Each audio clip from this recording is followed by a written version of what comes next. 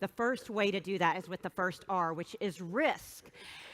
And let me tell you, you hear about this everywhere. Every leadership top 10 list, every book. When I was doing all the research, I mean, everybody said, oh, you've got to be a risk taker, you've got to be a risk taker. And I'm the girl that rides the roller coasters and bungee jumps and all that sort of stuff, so I didn't really understand what that meant from a business perspective. What did that look like? Because I used to not be particularly risk averse. But as you get older and more is at stake and you're supporting a lot more people in your life than you were when you were 25, risk gets scarier. And quite frankly, all the stuff that's gone on lately is sort of stamping the willingness to take risk right out of us. I mean, we saw the technology bubble, we saw 9/11, we saw the banking industry, the finance collapse. We've seen all of these things that have made companies, individuals much, much more risk averse. And one of the quotes that I love came from an executive at Google, and she used the analogy of skiing. She said, you know, I like to ski, and I know what I do well. I know what I can ski and which slopes I can ski. And so I know if I jump off a cliff, I'm gonna land. Or if I don't land, I will at least not injure myself too much.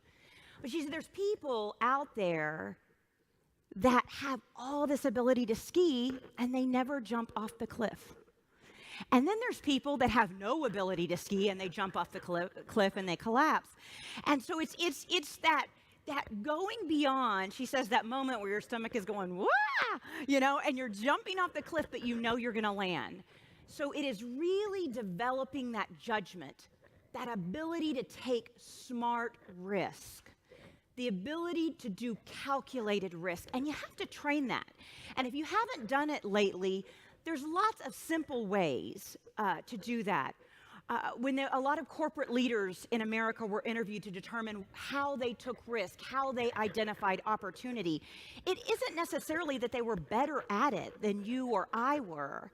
It is that they saw it differently.